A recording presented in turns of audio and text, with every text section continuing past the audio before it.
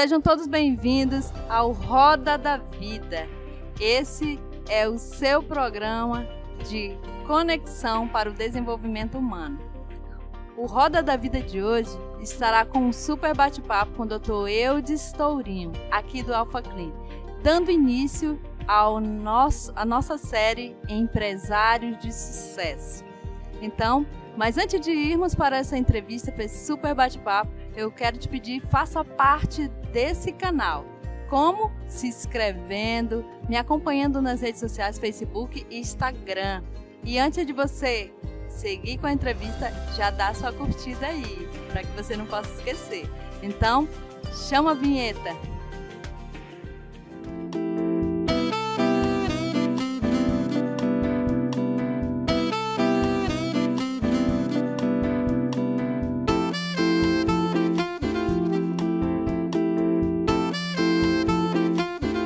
Obrigada, Dr. Eudes, por estar recebendo aqui o Roda da Vida, esse programa que está valorizando aqui as pessoas aqui do norte, da nossa cidade. E obrigada por receber aqui na sua clínica, o Alpha Clean. Estou me sentindo bem em casa aqui, é um lugar muito aconchegante mesmo. Então... Obrigado também por vocês terem nos prestigiado. É um prazer estar aqui com você. Espero que a gente converse bastante e a gente possa transmitir um pouco da nossa história aqui com vocês. O programa Roda da Vida, ele busca trabalhar, né, esses 11 pilares da vida do ser humano.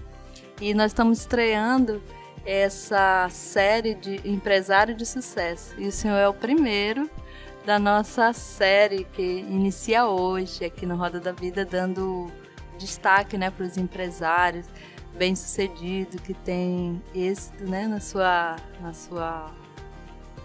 trajetória de vida aqui da nossa cidade, de Porto Velho. Muito obrigado. Então, só para alinhar aqui sobre o Roda da Vida, nós já conversamos bastante sobre o programa, por que aconteceu. Como eu falei, o Roda da Vida entende que o sucesso do ser humano ele está ligado não só a uma área da vida, mas na vida do ser humano como um todo, como o ser humano no pilar familiar, no pilar saúde, como ele cuida da saúde, como ele cuida do seu emocional e como ele se prepara intelectualmente, financeiramente. Todos esses pilares têm a ver com o sucesso que ele irá alcançar. Que tem uma máxima que fala assim: não existe sucesso com o fracasso da família. E como o Roda da Vida ele tem essa pegada mais assim de falar sobre família, que o meu canal fala sobre família, eu vi no senhor assim, né, como uma das famílias pioneiras de Porto Velho, aqui de Rondônia. Sua família é bem conhecida, uma família tradicional, e eu creio que o senhor tem muita história para contar boa aí sobre a sua família. Eu gostaria que o senhor falasse aí, compartilhasse com a gente, com quem vai assistir o Roda da Vida, a trajetória da sua família.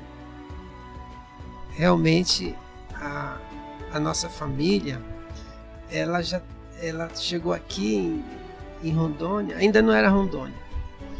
O meu avô, ele era de Mato Grosso.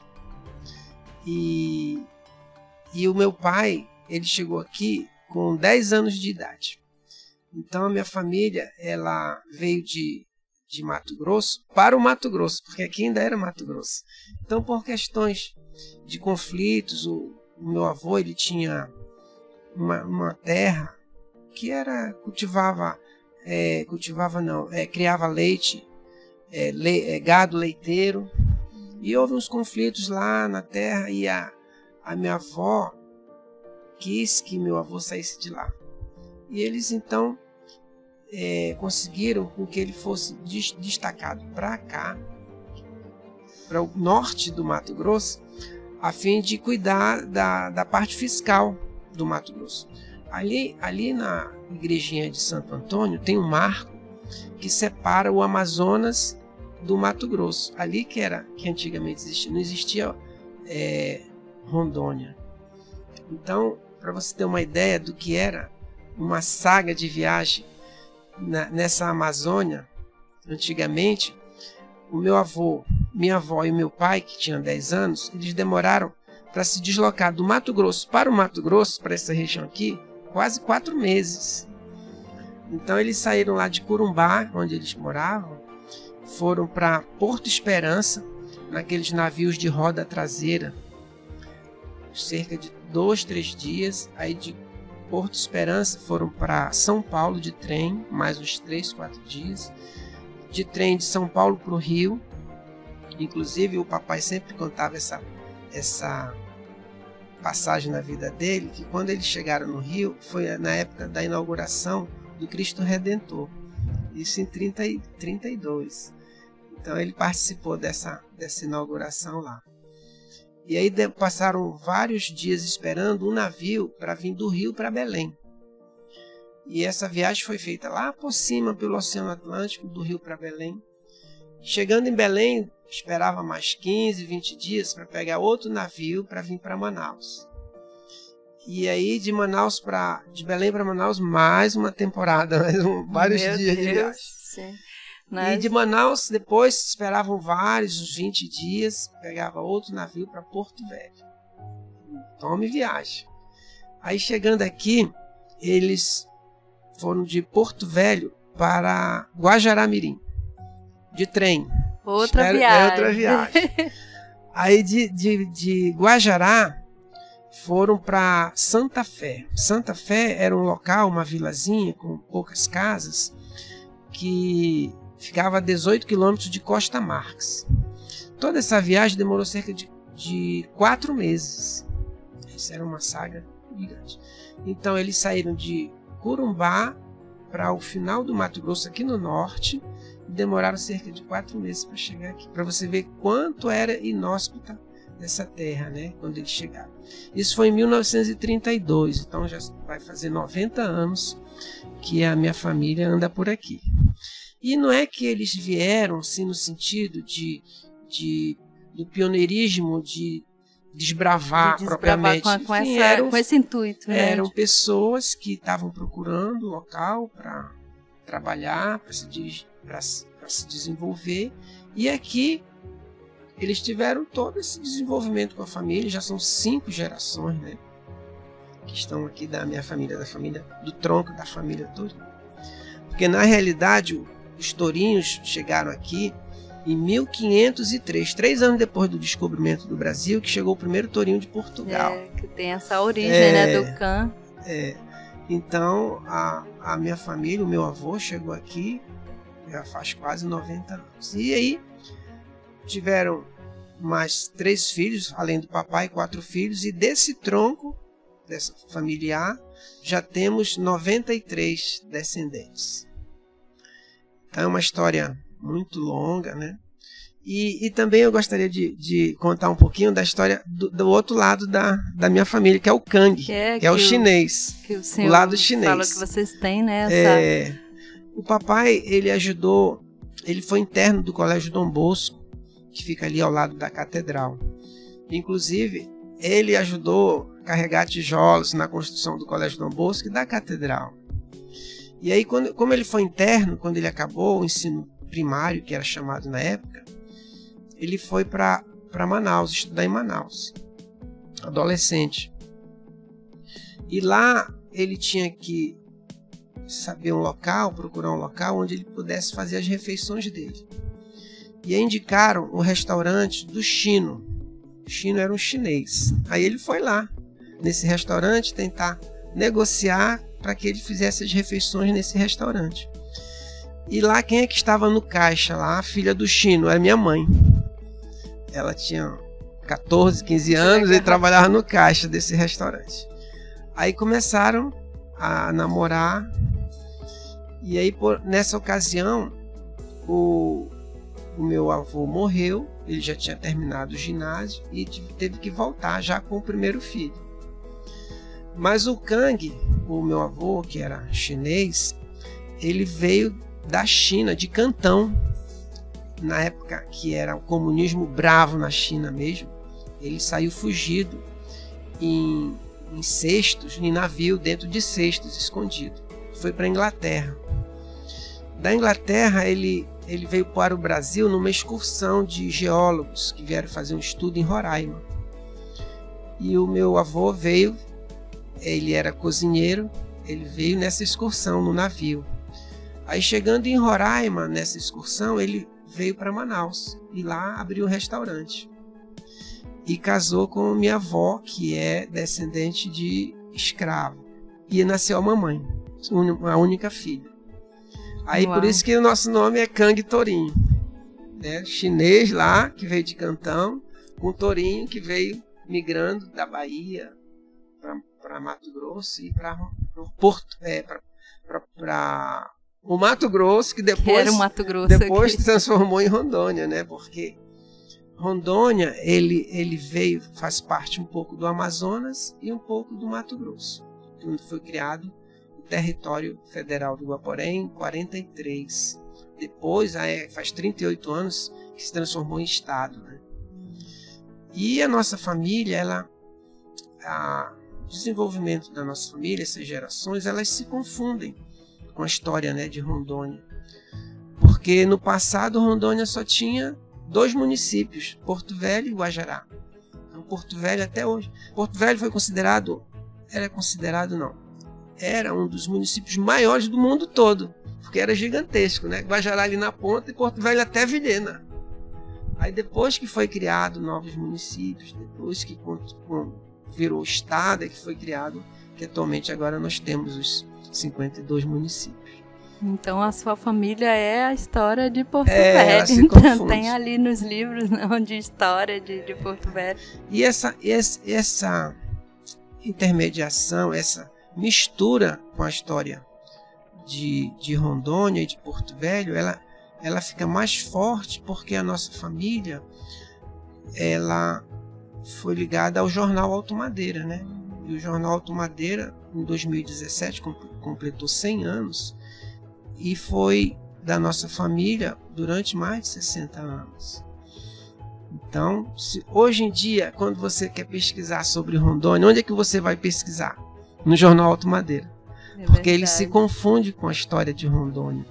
E o jornal Alto Madeira foi fundado em 1917. Então fez agora, 4 anos atrás, 100 anos. E ele tem registrado toda essa história, né, do nosso estado, do nosso território. E confunde com a nossa família. E o senhor estava me contando aqui, né, nos nossos bastidores, sobre como vocês foram buscar, né, toda essa origem da família de vocês, e hoje vocês fazem esses encontros, né? Esses encontros são anuais? Tem um tourinho que mora em Brasília, ele teve a ideia de pesquisar sobre a família Tourinho, né? E através da mídia social, ele foi resgatando e entrando em contato com todo tourinho que ele encontrava. E aí ele começou a fazer o encontro da família Tourinho. E é ele que foi resgatando, né, essa história toda da família. E aí ele promove agora, com essa pandemia, foi suspenso, mas até antes a gente já estamos no 8º encontro da família. Né? Bastante. Então tem tourinho em tudo que é lado. Tem tourinho na Argentina, no Uruguai, no Brasil todo. E uma das maiores, digamos assim, delegação da família Tourinho é aqui de Rondônia, né? Quando tem a reunião da família, nós vamos muito, 30, 40 tourinhos vão para essa reunião, né? Agora eu quero falar um pouco sobre a sua escolha de profissão, de ser obstetra, ginecologista. Como que foi, assim, geralmente a gente sonha, a gente estava falando, né, sobre sonhar em ser, eu estava falando que o meu sonho é ser professora, né? E a minha mãe falava isso, não pode, porque, né, professor não é legal, tá? Você tem que ser médico, geralmente os pais sonham assim, né? Como é que foi a sua escolha? Os teus pais interferiram sobre isso? Eu acho a nossa família de uma peculiaridade interessante, Fabielle, porque a mamãe, você vê que o O papai, ele pequeno, já foi estudar em Manaus, né?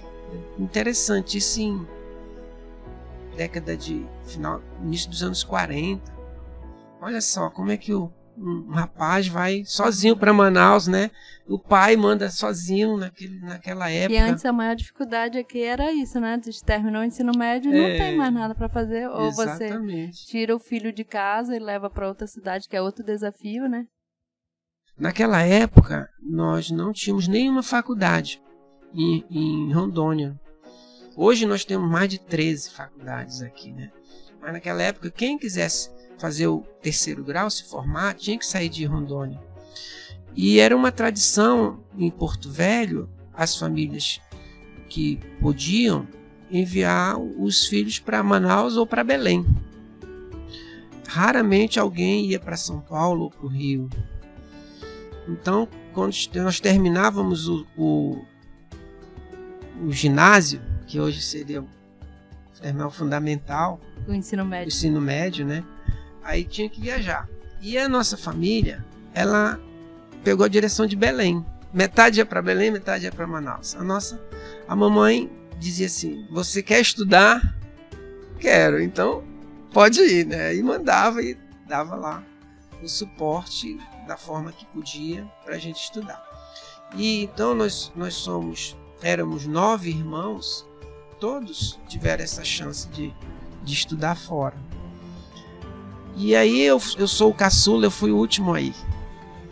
E fui ia completar 15 anos quando eu fui embora daqui. E a gente se virava lá.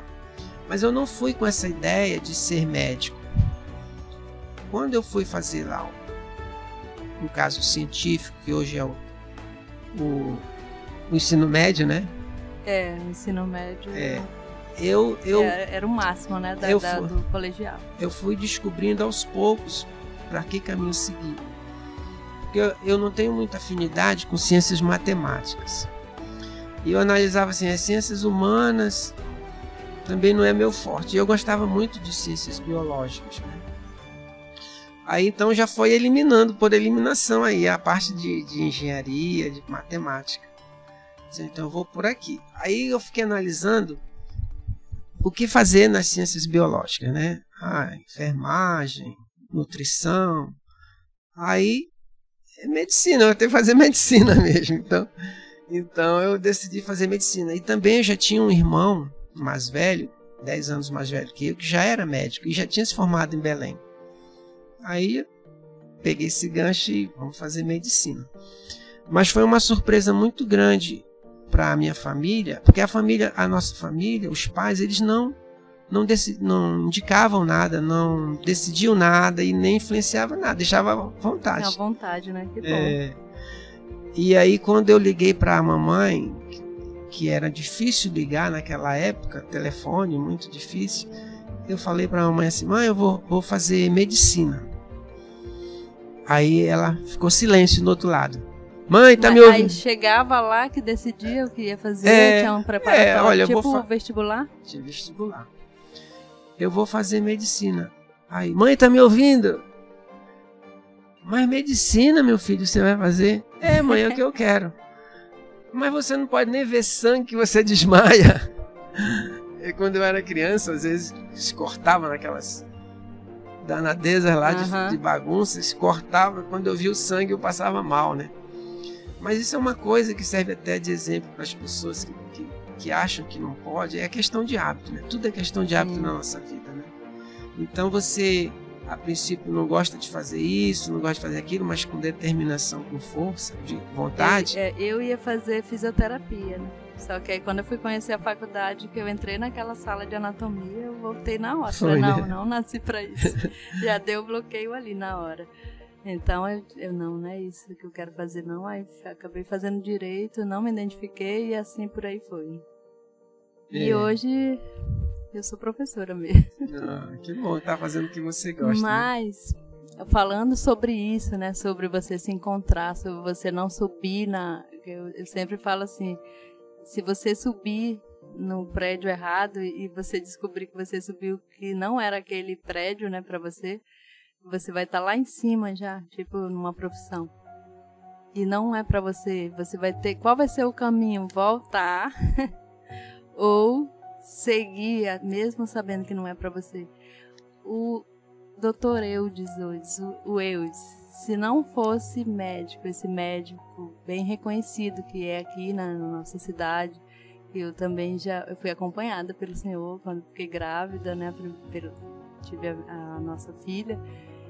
Foi uma alegria, assim, descobrir, né, que estava há 22 anos atrás e ter tido esse acompanhamento. Se o senhor não fosse médico, o que o Dr. Eudes seria? O Eudes, o que ele seria? Fabielle, eu me considero, assim, muito determinado em fazer as coisas bem feitas, sabe? Eu até converso com as pessoas, às vezes, assim, muito ligadas a mim, que eu acredito que eu faria qualquer profissão bem feita. Às vezes eu tô assim, olhando assim, um profissional qualquer, fazendo um trabalho assim, que eu vejo que não poderia ser melhor aquilo, né? Se eu fosse essa profissão, eu ia fazer bem também, né? Eu ia fazer o melhor.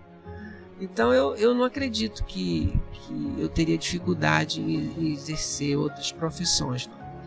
Mas se eu fosse começar agora, eu acho que, como eu tenho assim um espírito muito conciliador, assim, muita diplomacia, não gosto de confusão, tá? Eu acho que eu daria um bom diplomata, sabe? Porque eu tenho esse perfil de ser tranquilo, de querer as coisas certas, de querer as coisas direitas, de conciliador. Então eu acho que qualquer profissão por esse lado, assim, eu acho que eu me desempenharia bem. Agora vamos falar do Eudes. Como é que é o Eudes pai? Pois é, eu tinha, assim, muita vontade de ser pai. Desde pequeno, né? Eu já botei meus filhos também. Não só olhar os filhos. Eu não sei, talvez essa pergunta seria bem feita para os meus filhos. Eu acho que eu poderia ter sido um pai melhor do que eu fui. Mas eu acredito que as falhas que eu tive como pai foi mais por causa da profissão. Então, por querer exercer a profissão muito bem... É o caso da roda da vida, né? Às vezes você acaba se dedicando muito à sua profissão, né? E poderia fazer melhor como pai, né? Mas eu tenho a consciência tranquila que eu fiz o possível, sempre atento, né? De que eu poderia... Deu o que o senhor tinha de melhor, né? Talvez, a intenção era boa. Certamente que a gente sempre pode melhorar, né, Fabielle? A gente sempre pode ser melhor. O que é bom pode ficar melhor. Pode ficar melhor. Então eu não digo que eu fiz o melhor que eu poderia, mas a intenção foi essa. É claro que eu tenho consciência que muitas coisas eu poderia ser melhor. E às vezes a gente acaba errando por querer fazer bem demais, né? Isso é uma questão assim... Era isso que eu já ia falar, essa cobrança, né? A gente, às vezes você peca na criação dos filhos porque às vezes você quer fazer o que você não teve. E aí que você incorre em erros. Ou a superproteção, não deixar a pessoa fazer porque acha que... Eu me culpo muito, me cobro muito assim, né? Eu me protegi demais e hoje a pessoa não consegue andar. Isso. Às vezes você quer dar muito ou que você não teve e acaba errando. E então você tem que saber dosar isso, até quando você pode fazer isso, né? Quando o senhor teve o seu primeiro filho, o senhor já acompanhava as mulheres grávidas? Já, eu que fiz o parto dos dois, né? Então, eu fiz a ginecologia obstetrícia, mas na realidade eu nunca exerci, eu acabei optando pela ultrassonografia. Então, quando eu cheguei aqui, de volta, depois que eu me formei em Belém, eu fui para o Rio fazer pós-graduação. Fiquei 6 anos no Rio fazendo pós-graduação. Fiz residência, fiz ginecologia, obstetrícia, fiz mestrado. Quando nós voltamos em 88, início de 89, eu ainda fiz alguns partos, acompanhava algumas pacientes de alguns amigos, colegas médicos. E naquela época, acabado da residência, do mestrado, né? E aí eu fiz o parto dos dois. Mas logo, na realidade, eu nunca tive consultório, nunca cuidei assim a fundo da ginecologia e da obstetrícia. Sempre me dediquei mais à parte de ultrassonografia. Aí eu separei aqui uma pergunta sobre o tabu. Eu fiz, na verdade, pensando na ginecologia, no ginecológico, né? Se existe um tabu sobre as pessoas procurarem ginecologista. Ginecologista, na verdade, homem, masculino, ou ginecologista não, de modo assim, geral? Por cultura, eu acho, eu acompanhei algumas meninas assim que perguntava assim, você já fez consulta ginecológica, esse negócio. Os pais achavam que era uma coisa assim, tipo, ou tava doente, não é uma coisa legal, ou ia ao médico, ginecologista era porque tava alguma coisa errada, sei lá. O que eu quero saber assim, se é um tabu procurar um médico ginecologista, ainda assim, né? Não, isso mudou bastante. Isso existia muito antigamente, né? Agora, as coisas vão evoluindo, vão mudando, e felizmente isso está mudando, né? Agora eu tenho, fazendo ultrassonografia, eu examino muitas adolescentes que vão pela primeira vez já, né, com 14, 15 anos, assim que começa a menstruar. As mães e os pais levam ao ginecologista. Tem já mais informação, né? As coisas foram eu estava mudando. Conversando com a minha filha sobre isso, né? Ela falou que assim, ela conversa com as amigas dela, ela disse que ainda existe muito, né? Que elas falam assim, não, mas eu não tô doente. Ou a minha mãe vai achar que eu tô grávida se eu procurar, né? Assim como, tipo, o homem. O homem precisa ter esse acompanhamento, né? Para controlar o câncer de próstata. Uhum. E tem muito tabu assim, a respeito disso. E acabam que eles não procuram e acabam avançando e não tem mais jeito, né? Realmente, com o homem existe muito, muito mais do que com a mulher. A mulher, ela é mais destemida, ela é mais atirada, ela é mais cabeça. Cuidadosa. Ela é mais cuidadosa com a saúde do que com os homens. Tanto é verdade que assim, na minha área de ultrassonografia, a maioria dos pacientes são todos mulheres. Os homens têm muita dificuldade.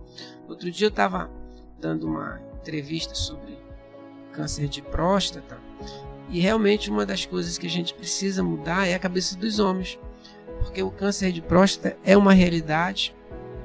Existe todo ano cerca de 65 mil novos casos, morrem no Brasil cerca de 15 mil homens todo ano por causa do câncer de próstata.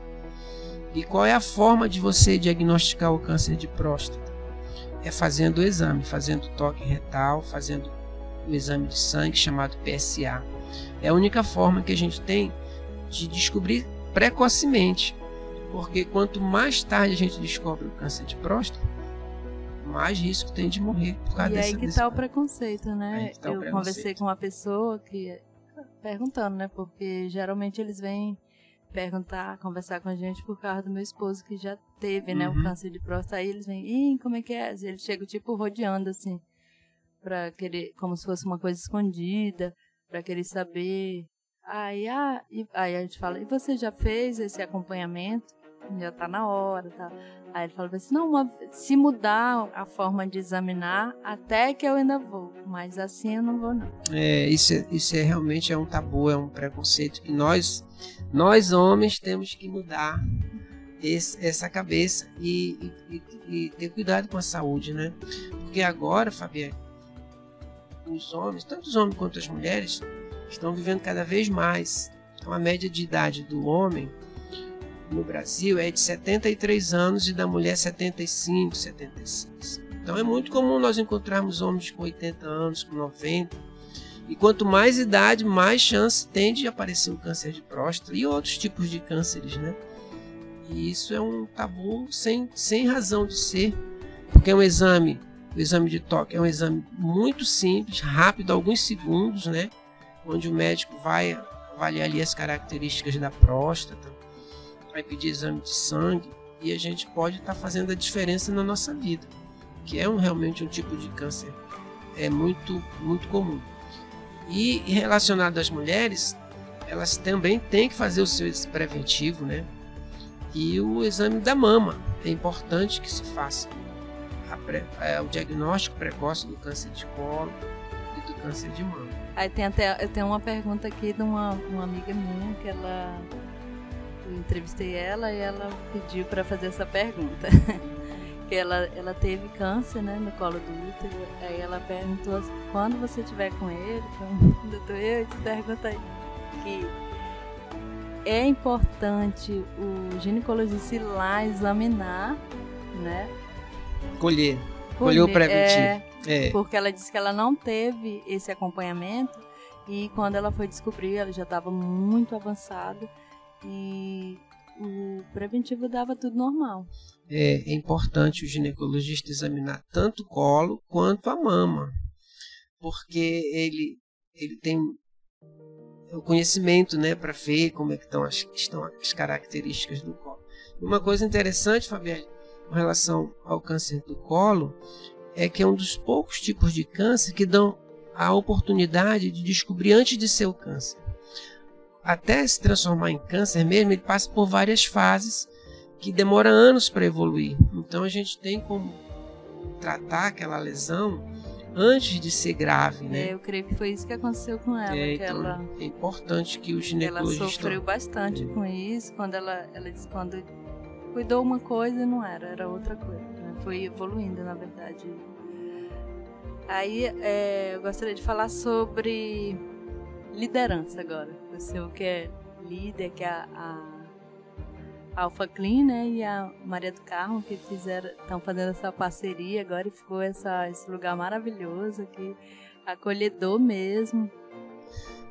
Quando você...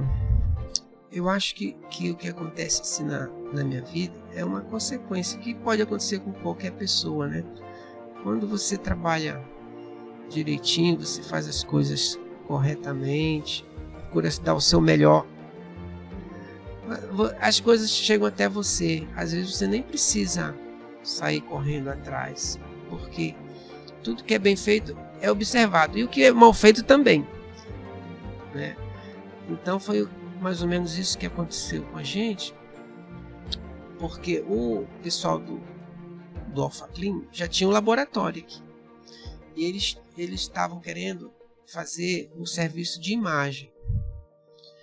E aí, vendo como fazer essa parceria, né, eles foram até a gente lá na Maria do Carmo. Aliás, a Clínica Maria do Carmo é homenagem à minha mãe, né, que é Maria do Carmo, por isso que eu coloquei o nome de Maria do Carmo. E aí eles nos convidaram para fazer essa parceria. E aí eu acabei os conhecendo, são pessoas maravilhosas, assim, que me deixou muito à vontade. Eu já tive várias sociedades em algumas áreas, e eu posso garantir para você que sociedade é uma coisa muito difícil. Quando você tem um sócio ruim, é uma coisa pavorosa na sua vida. Então, eu costumo dizer que é uma aliança, né? E a aliança, quando você faz aliança com uma pessoa, você vira um com ela, né? E se a aliança não for boa, não tem como dar certo. Você vai participar de tudo, né? Da parte boa e da parte... Se for boa, maravilha. Se não for... E eu fiquei muito, assim, feliz de conhecer meus sócios daqui. Fiquei muito feliz deles terem me convidado para essa parceria. E a gente vai sentindo, né? Você, com a experiência que você tem, você vai conhecendo as pessoas. Você vai sentindo a energia das pessoas. E eles são ótimos, são ótimas pessoas. E nós conversamos e resolvemos fazer essa parceria com ele. Agora a Maria do Carmo veio aqui para dentro da Alpha Clean. E o que mais me deixa assim orgulhoso é a principal filosofia que tem o Alpha Clean agora. Já tinha e agora se consolida, né? que é a preocupação com a qualidade e com a atenção aos nossos pacientes, aos nossos clientes. Que a missão do Alpha Clean é atender bem a todo instante o amor de alguém. Então todo mundo tem seu amor, né? Ou seu pai, ou seu avô, ou seu filho, ou seu marido. E é isso que o Alpha Clean quer, atender bem a todo instante, estar aqui à disposição do amor de alguém. Essa que é a filosofia. E aí entra agora, né, essa parte do digital, que o Alpha Clean, né, eu vi lá que vocês têm um aplicativo que fica muito mais cômodo para nessa época de pandemia. Sim.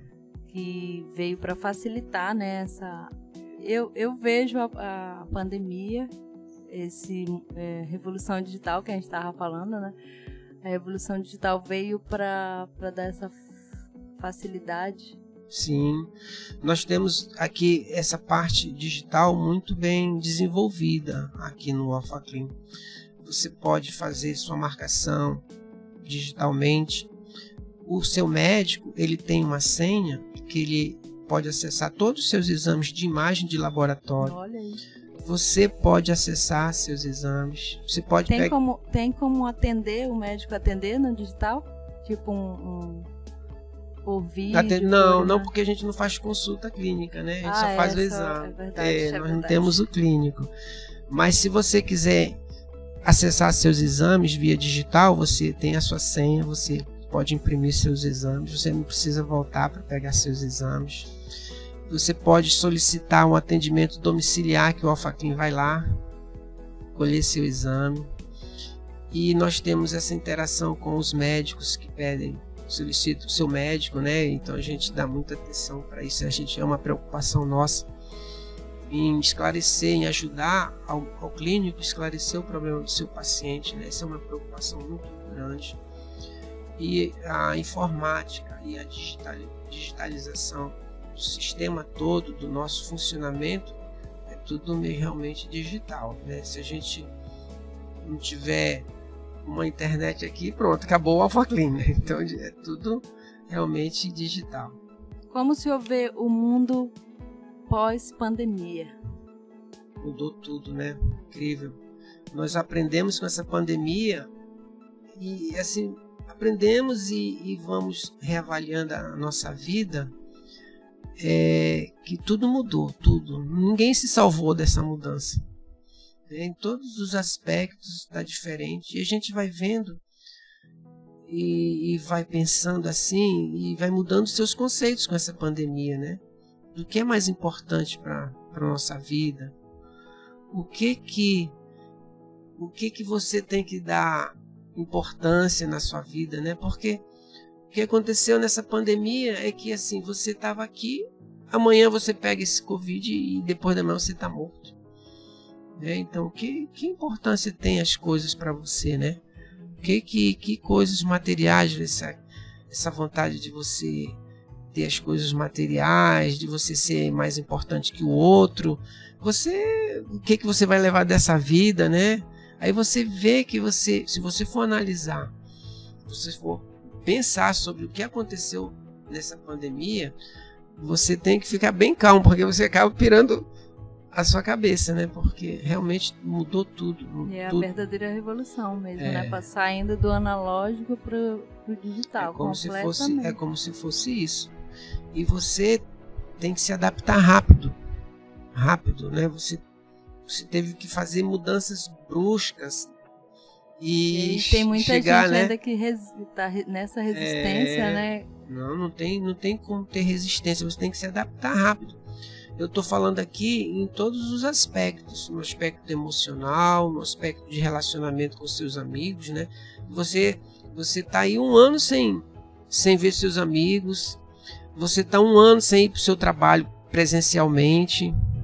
É só nós da saúde. E essa instabilidade, né? Que ninguém sabe o que vai ser depois, amanhã, como é que vai amanhecer, se vai aumentar, se vai diminuir. Nós da saúde, eu, por exemplo, eu não mudei muito o aspecto de trabalho, porque a gente que trabalha na saúde, nós estamos na linha de frente, né?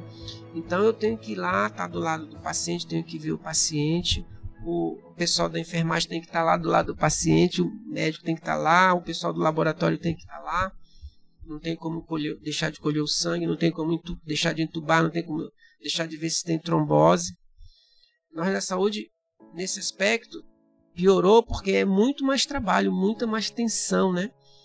Você viu que todo mundo esgotado de trabalhar, de preocupação com o paciente, muita gente.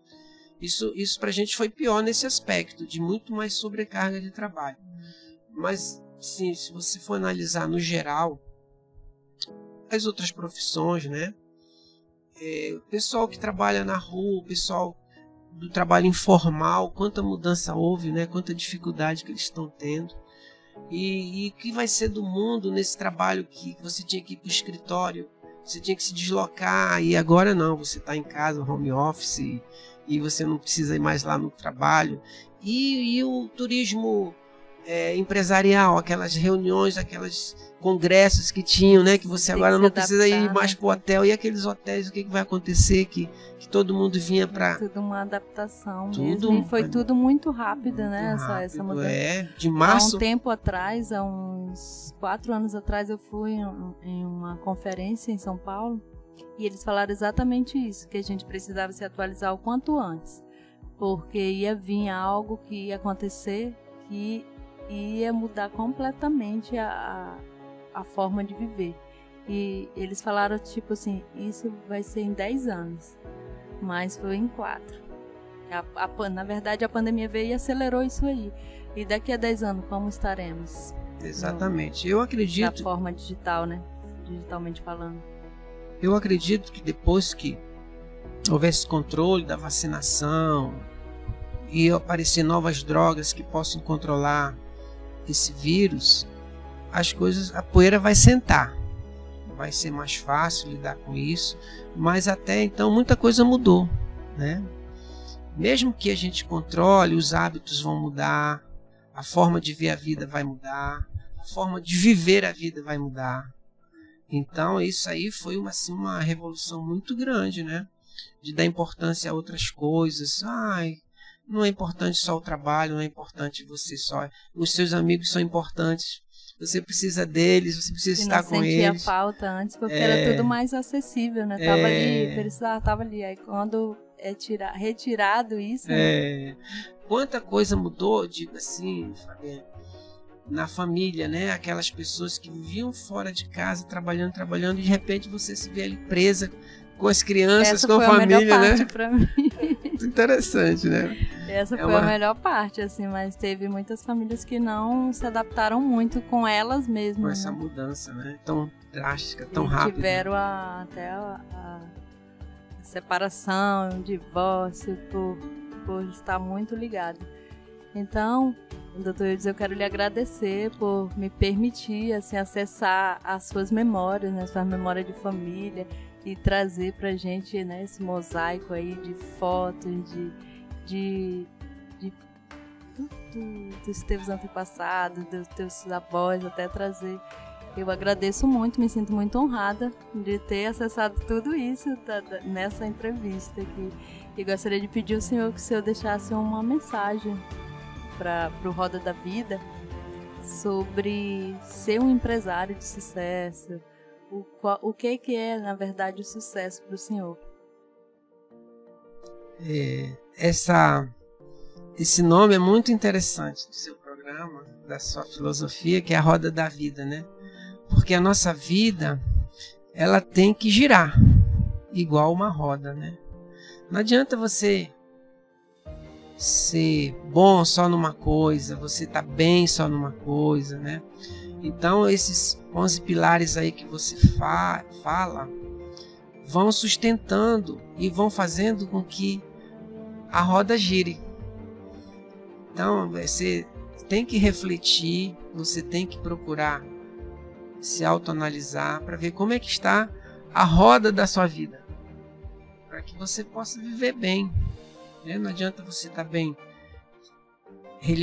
com a religião, ou só com o social, ou só com o material, ou só financeiramente, se as outras coisas estão ruins. porque senão não fica redondinho e você não gira, né? O importante é que você esteja bem consigo e procure realizar e ajustar todos esses pilares, né? Para que você possa ficar tranquilo e ir girando, rodando. Quanto mais redondinho, quanto mais ajustado nos pilares, né? Você está melhor. E é bom que haja essa reflexão, né, de todos, que você possa sossegar um pouco e refletir como é que está a sua vida, para que você possa girar redondinho. Então, esse foi o Roda da Vida dessa semana, iniciando a série Empresários de Sucesso. Abraço de 40 segundos para você.